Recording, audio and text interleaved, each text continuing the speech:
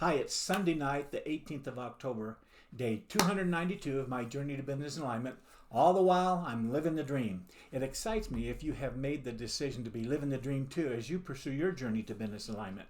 Here's what I wrote down for my power statement for today. I will focus on sharpening my saw and making sure I show up as the person that'll serve me best.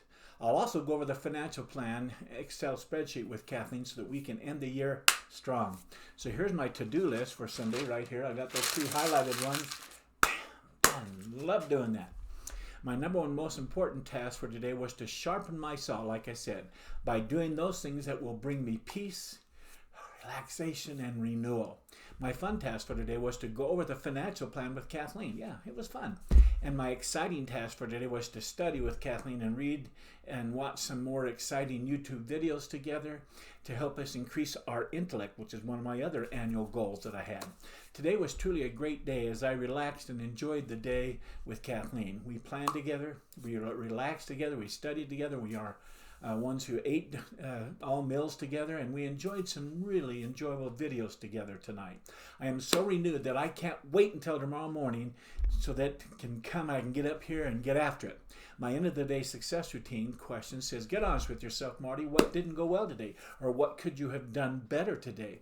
What can I do better? What did I do well? Those questions. Did you wake up early and start strong? Did you start your morning with power? Were you productive throughout your day? Did you get the most important things done? Did you move your goals forward? Pieces of the part of the mind, the world of the physical. Yes, yes, yes, yes, yes.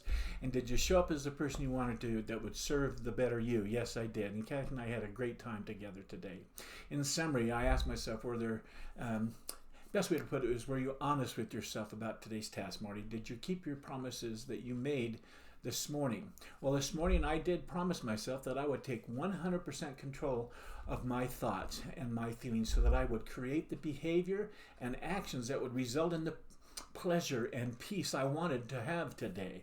Because I made these promises, that's exactly what I did, and that's exactly what happened today.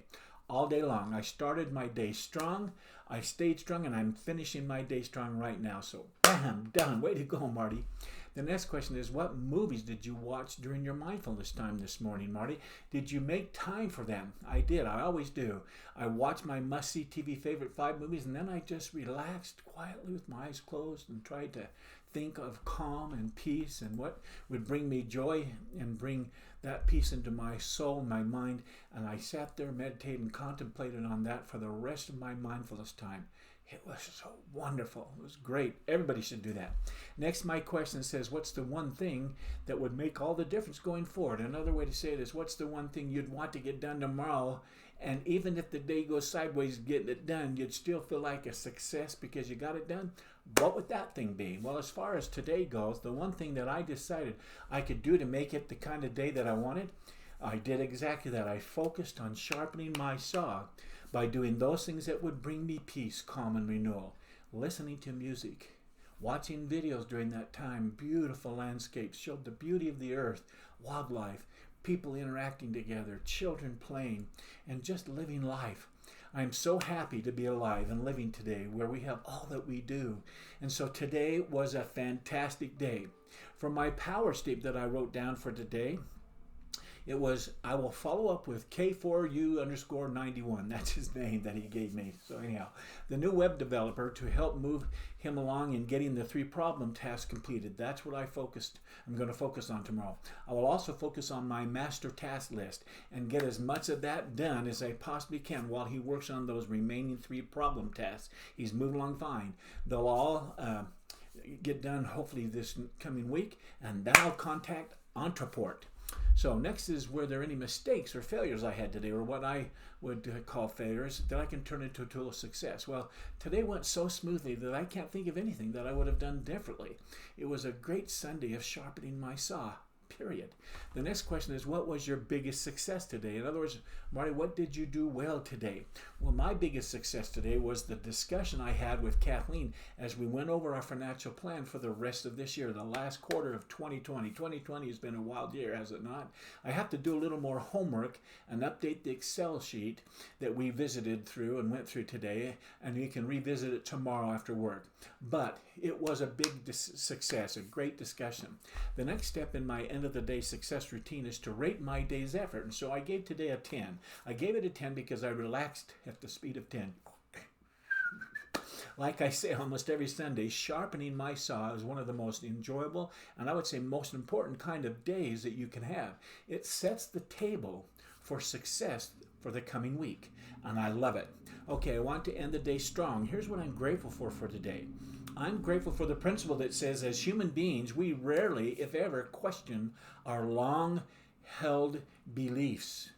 We rarely question our long-held beliefs. Have you ever wondered why people do what they do?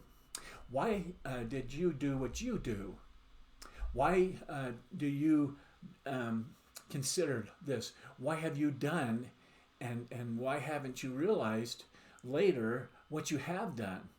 Well, the fact is, all of our actions are the result of our beliefs influencing our thoughts and creating those feelings, and therefore our actions and behaviors. Whatever we do, it is out of our conscious and unconscious minds, our subconscious beliefs, that it will lead to pleasure or away from pain. If we want to create long-term and consistent changes in our behaviors, because we want success and the things we've always dreamed about, we must change the beliefs that are holding us back. Change that old story, that old mapping that are limiting us from becoming who we truly can become and who we were meant to become. These principles lead to the next thing I'm grateful for, the laws of creation and destruction, which say beliefs have the power to create and the power to destroy, period. What we think and what we speak into existence creates and or destroys. And so, I guess in short, our beliefs can often destroy or they can create. We choose. We as human beings have the awesome ability to take any experience of our lives and create a meaning to them. And make them mean something to us so that they either disempower us or maybe even they save our lives. Some people take the pain from their past experiences and now say things like, because of that experience of being harmed so badly, I want to spend the rest of my life helping others to be safe from that kind of violence that I experienced. I want to do everything I can so that no one else will be harmed in this way like I was, end quote.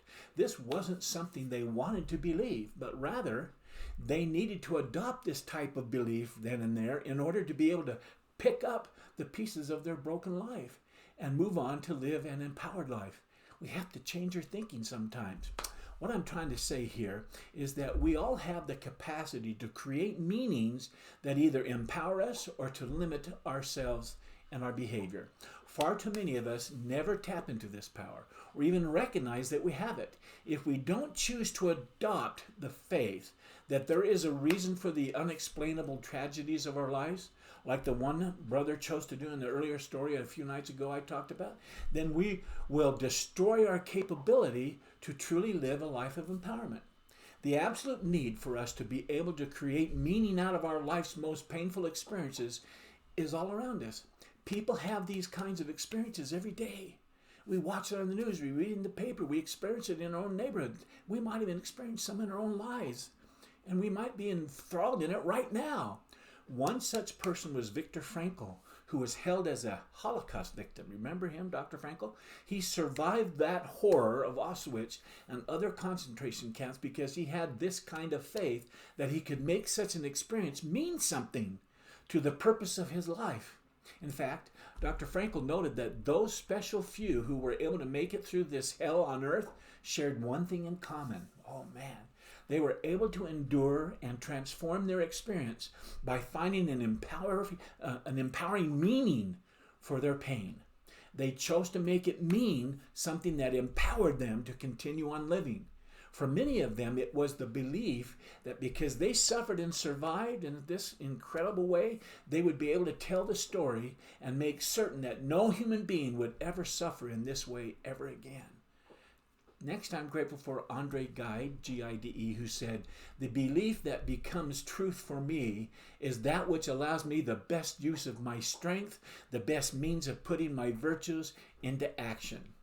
The bottom line here is that making just one change in a limiting global belief that you currently hold can change virtually every aspect of your life in a single moment. Once accepted as true, our belief becomes unquestioned commands to our nervous systems, to our mapping, and they have the power to expand or destroy the possibilities of our present and future. Man, is that powerful. So, if we want to direct our lives, then we must take conscious control of our beliefs, which direct our thoughts.